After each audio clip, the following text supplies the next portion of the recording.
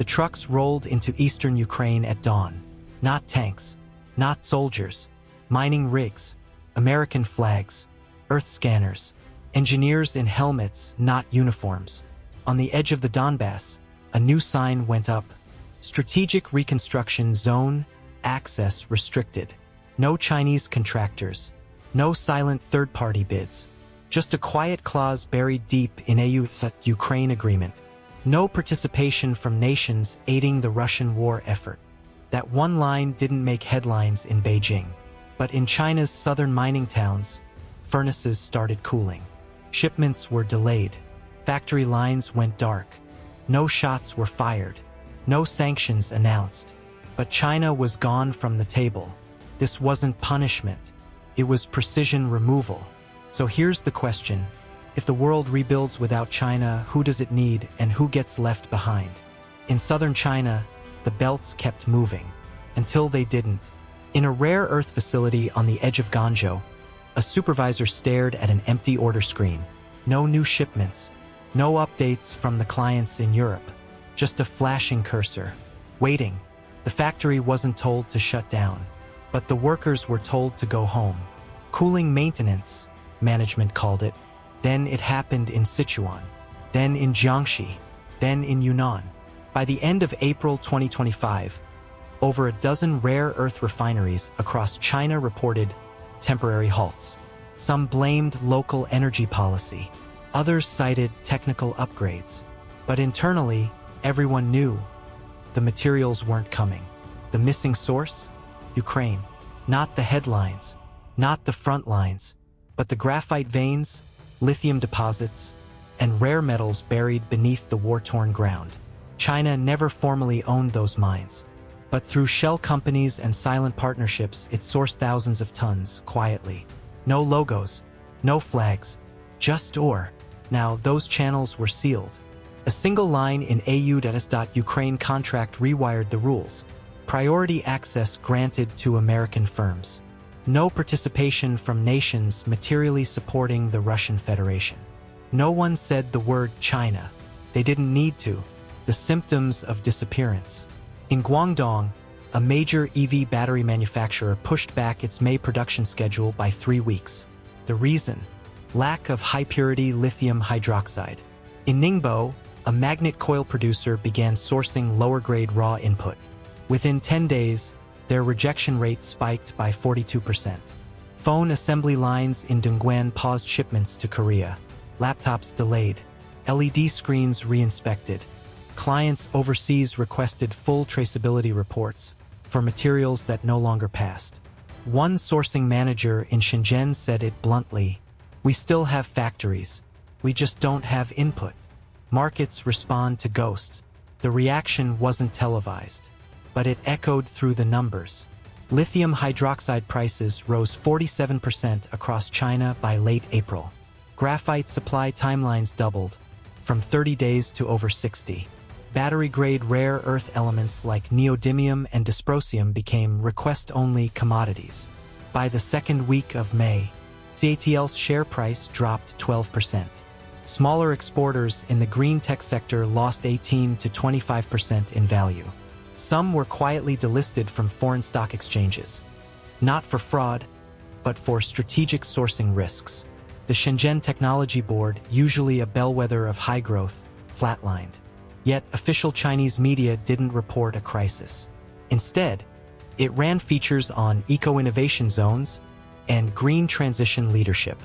Behind the scenes, silence spread faster than layoffs. It doesn't look like collapse, but it feels like it. The power stays on. The warehouses remain lit. The machines hum for a few hours each day. But the noise is hollow. There's no fuel for the future, just capacity without purpose. Inside canteens, workers eat in silence. Shift managers forward emails that say nothing. Suppliers call logistics partners who offer no answers. This isn't what failure looks like. It's what exclusion looks like. And it's worse because no one will call it by its name. For years, China led the world in rare earth processing, in EV batteries, in green tech, in semiconductors. The world called it dominance. But underneath, it was a web of quiet dependencies. China didn't mine most of what it processed. It imported it quietly, efficiently, and in bulk. From Congo, Myanmar, Bolivia, Kazakhstan, and until recently from Ukraine. Ukraine was never on the posters. It wasn't part of the Belt and Road. But its graphite, lithium, and titanium quietly flowed into Chinese ports, through proxies, through third-party traders, through shadow supply routes. That flow is now over. A legal line that closed the door. The U.S. Ukraine Mineral Agreement didn't launch missiles or embargoes.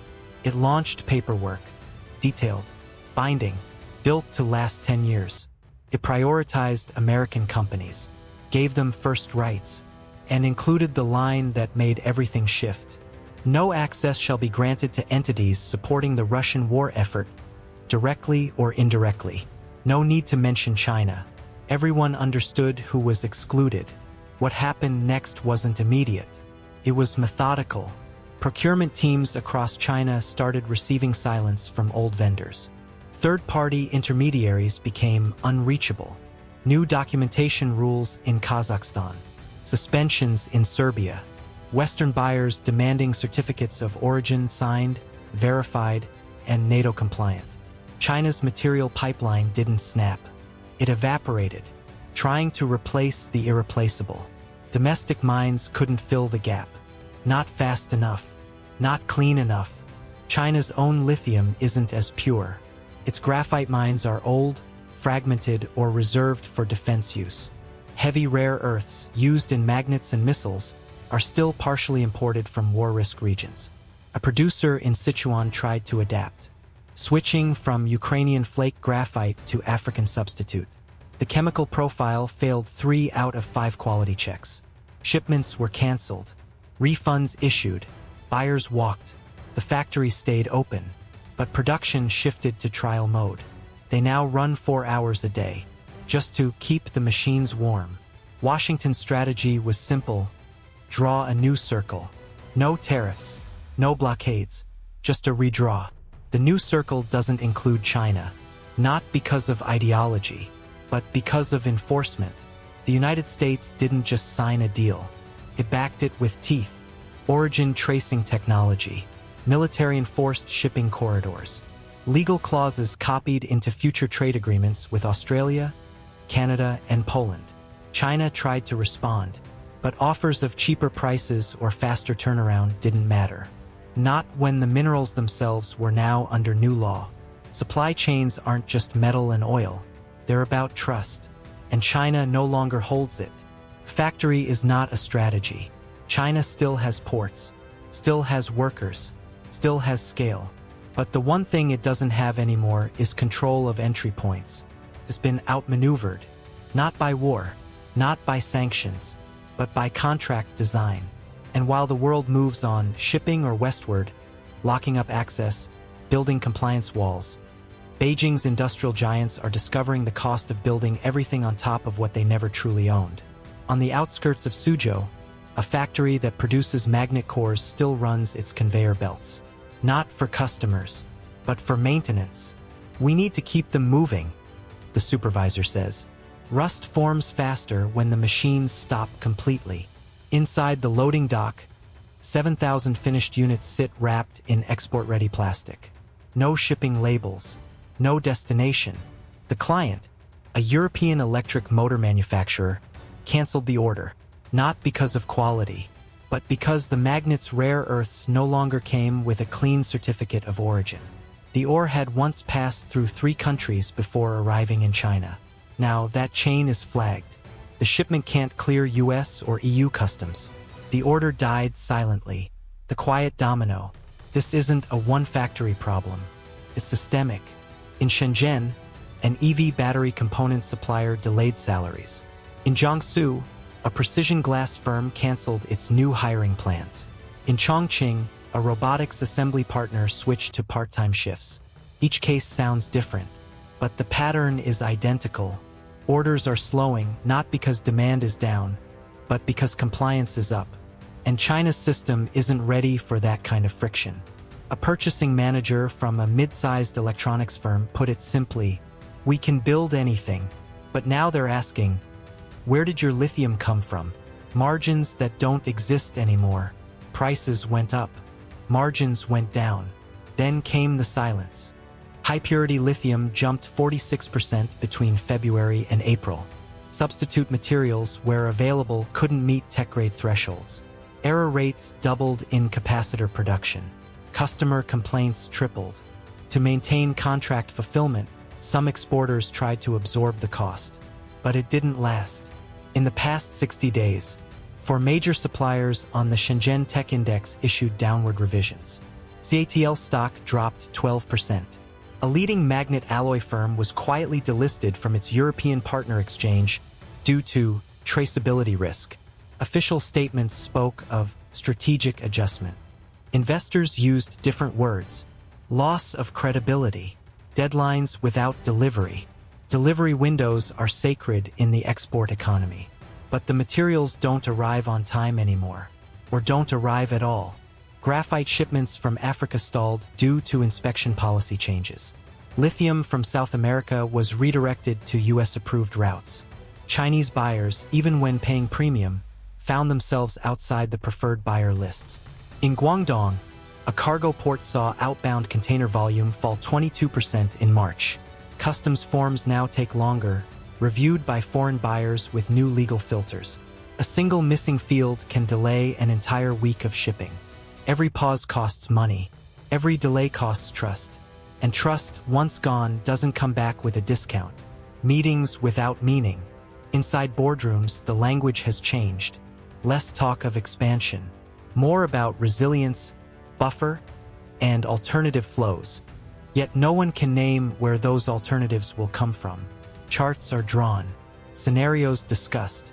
But at the end of the hour, the numbers stay red.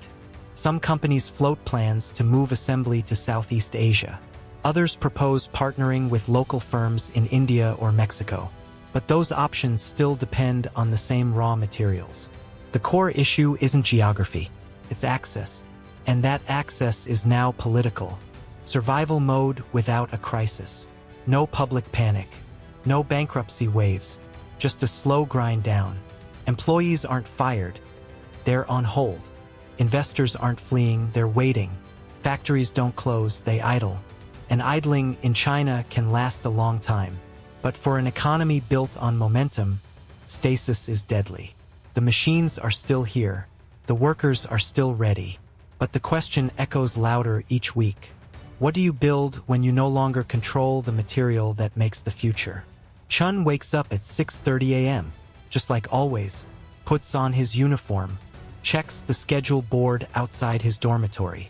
Still empty. He hasn't worked a shift in 19 days. The factory hasn't officially closed. But the machines haven't run. And he hasn't been paid. No one told him he was laid off. He wasn't. Technically, he's still employed. Still part of the active labor force. But for workers like Chun, employment is now a number without a paycheck. The rise of standby labor. Across China's manufacturing zones, a quiet category of worker has emerged, employed but idle, not because of lack of effort, but because there's nothing to produce.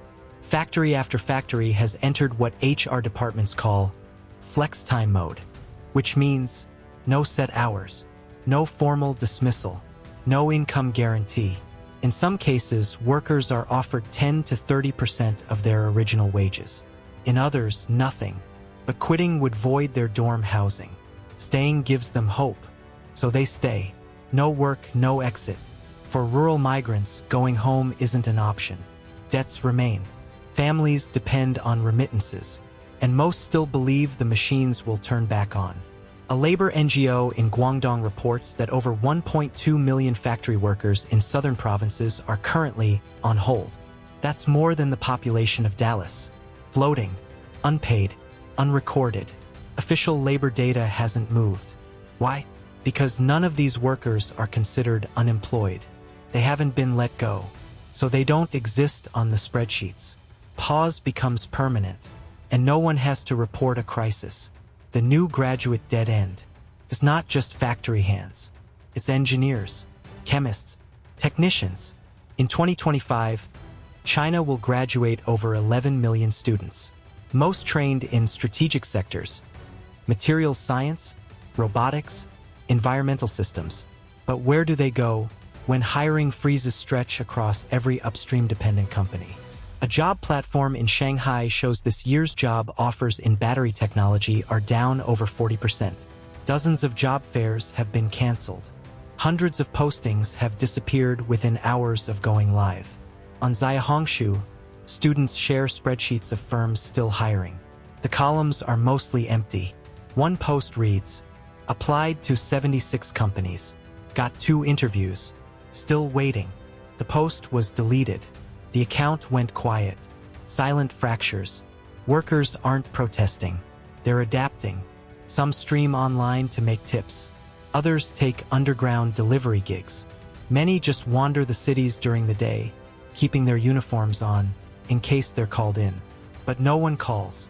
Mental health clinics in Shenzhen and Suzhou report spikes in factory worker walk-ins. The top symptoms: sleep loss, anxiety, identity dislocation. These aren't cases of overwork. They're symptoms of vanishing structure. One counselor describes it as function without a function. People dressed for work, built to contribute, stuck in standby mode indefinitely. No headlines, no names. State media doesn't mention any of this. Instead, it highlights resilience, upskilling campaigns, stories of live streamers turned entrepreneurs. The word layoff has all but disappeared from coverage. The term unemployment is avoided. The youth jobless rate hasn't been published since 2023. Official silence means official calm. But in chat groups, the word spreads. My plant closed 1 shift. Got transferred to standby. We're waiting. No payout. It's not outrage. It's resignation. A labor force without leverage. This is the shape of collapse in China. It doesn't look like mass protests. It doesn't shout. Simply stops moving. A factory still standing. A worker still registered. A uniform still worn. But the work and the purpose is gone. And no one is counting what's missing. In the city of Changsha, a noodle shop near an industrial park used to serve 300 bowls a day. Now it serves 90. Half the tables stay empty. The factory across the street hasn't closed. But the workers aren't coming in. They're not fired. They're just somewhere else. This is how decline happens in China. Not through headlines, but through receipts. Retail without rhythm. Across Tier 2 cities, Nanchang, Hefei, Jinan, the same pattern repeats. Cafes lose the morning rush. Small appliance stores cancel restocks. Real estate offices go dark before sundown. Consumer spending didn't collapse. It evaporated. A March report from a private retail tracking platform showed a 29% drop in discretionary spending, a 41% plunge in EV purchases, a 34% dip in home appliance sales. These aren't just numbers.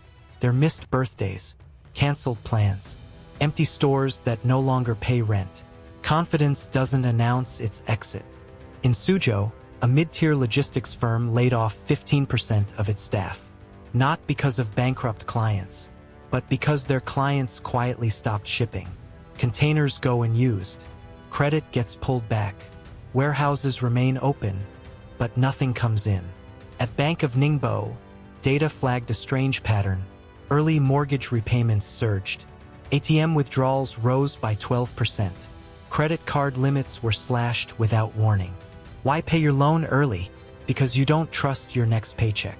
This isn't panic. It's pre-panic behavior. Online, the story is filtered. On platforms like Douyin and Weibo, new hashtags emerge, then vanish. Hashtag half-shift life. Hashtag waiting but working. Hashtag standby pay. Each tag lasts a day or two before disappearing.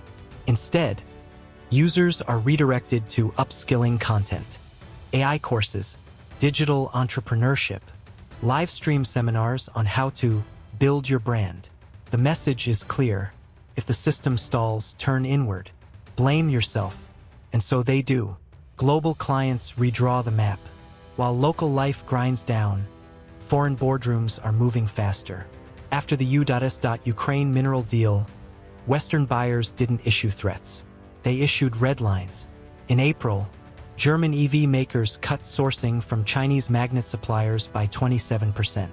Canadian firms restructured rare earth deals with non-Chinese partners. South Korean buyers demanded full disclosure on lithium sourcing chains. Vietnam, Mexico, and Poland received quiet inquiries. Contracts shifted. Warehouses rerouted. Factories reassessed. There were no trade bans. No decoupling speeches. Just an open spreadsheet with one new column. China exposure minimize. Beijing responds, but no one's buying. The Chinese government offered countermeasures.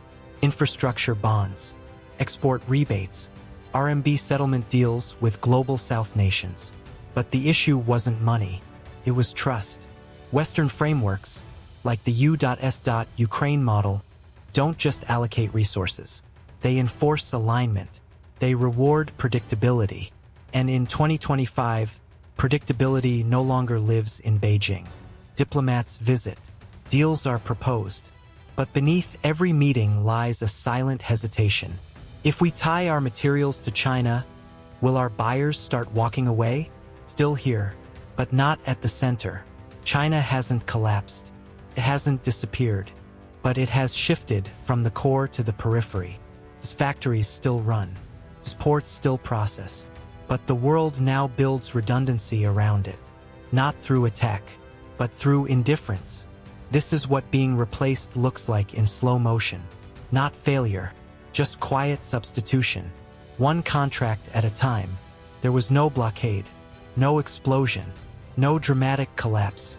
Just a contract, just a clause, just a redirection. While Beijing built factories, the world rewrote access. While China mastered refining, others claimed the ore.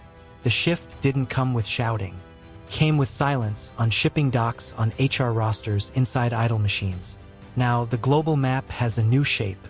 Ukraine's minerals no longer pass through China. Compliance frameworks skip over Chinese exporters. Trust, once China's quiet currency, is being spent elsewhere. The lights are still on. The workers still wait. The warehouses are still full. But the question is no longer when China will bounce back. It's whether the world needs it to. And if the answer is no, what is China now?